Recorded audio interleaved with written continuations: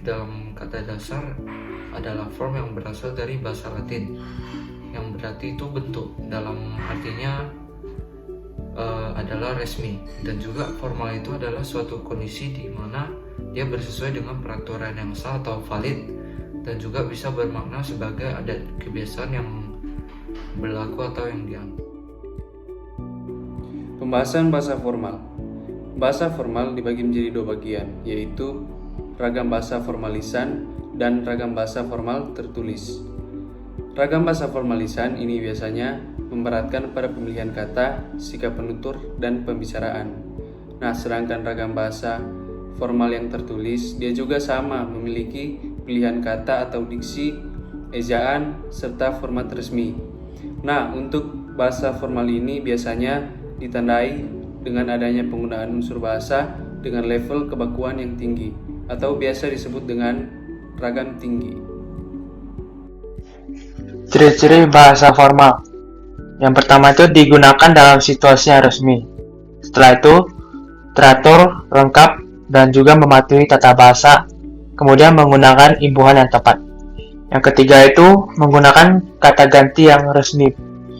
Setelah itu menggunakan kata yang baku. Yang terakhir itu biasanya menggunakan ed. Selamat pagi Pak Raditya dan Pak Michael. Bisa meeting dengan saya sebentar di Zoom? Ada hal penting yang ingin saya sampaikan kepada kalian berdua. Baik Pak Brian, kami akan mengambil charge sebentar ya Pak. Baiklah Pak Raditya, saya tunggu ya. Terima kasih. Baik Pak, terima kasih. Baik Pak, terima kasih. Jadi ada keperluan apa ya Pak Brian memanggil kita berdua?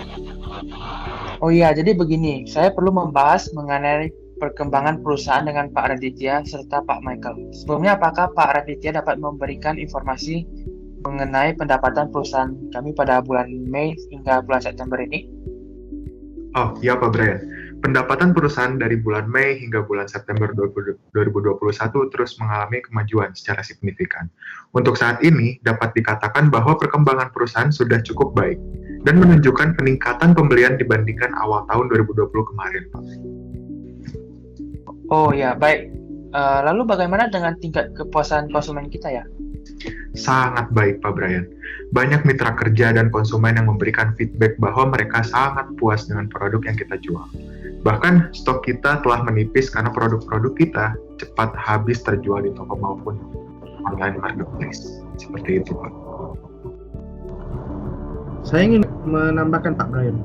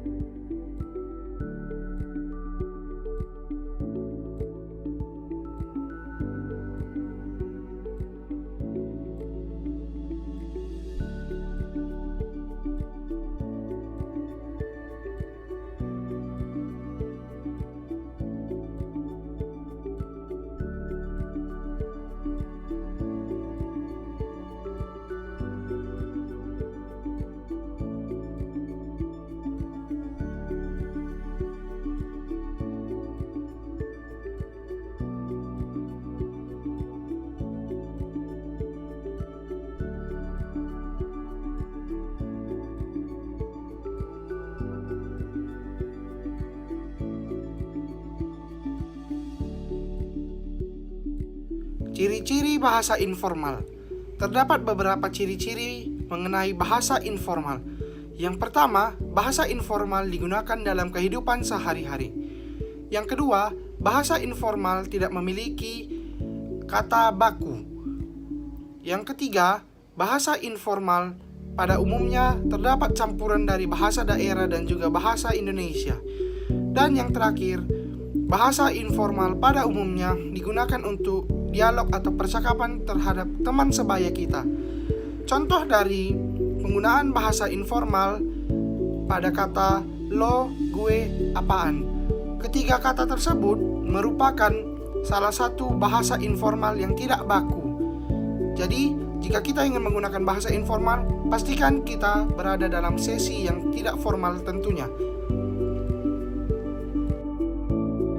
Halo teman-teman, ayo kita melanjutkan diskusi mengenai curriculum matkul bahasa kemarin ya. Pertama, kita perlu memilih dulu nih siapa yang mau menulis skrip. Gue sendiri kurang kreatif nih dalam menulis skrip. Ada yang mau coba nggak?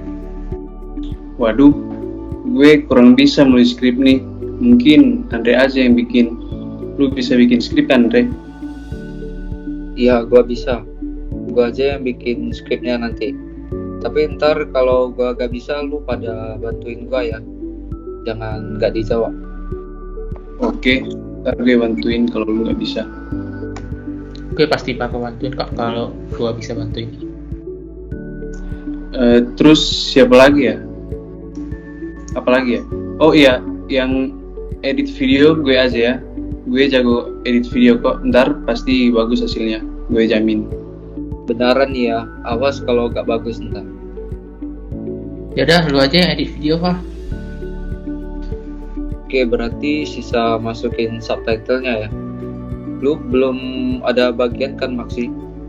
Kalau gitu berarti lu aja yang masukin subtitlenya abis Alfa udah selesai editnya. Oke, asalkan ntar dialognya gak beda jauh sama skrip yang lu tulis. Kalau bedanya banyak, gue bakal butuh bantuan lu berdua. Jadi, gue yang masukin subtitle pertama, terus Alfa yang edit video, terus Andre yang nulis skrip awalnya ya. Oke, berarti semua bagian udah dibagi ya kan ini. Kalau gitu udah ya berarti diskusi ini. Aku mau keluar pergi dulu abis ini. Tunggu bentar, jangan lupa selesaiin skrip dalam 2 hari ini ya, biar kita ada cukup waktu editnya. Kumpulnya Kamis depan. Oke, pasti selesai dalam 2 hari ini kok. Kalau gitu gue keluar dulu ya, bye. Sip, bye. Ya udah, gue juga, bye. Nah, mudah dimengerti bukan antara bahasa formal dan informal? Kesimpulannya, untuk bahasa formal digunakan untuk hal-hal yang resmi seperti meeting, media massa, politik, dan lain-lain. Untuk bahasa informal biasanya kita gunakan untuk berbicara atau mengobrol dengan teman, keluarga, atau orang yang terdekat dengan kita. Nah, itu dia kesimpulannya dari kami. Semoga bisa membantu kalian untuk mengerti dan bisa mempraktikannya dalam berkegiatan sehari-hari. Saya mewakili teman-teman saya dengan Raditya Paramasuta Nandito, dan teman-teman saya pamit undur diri. Terima kasih sudah menonton.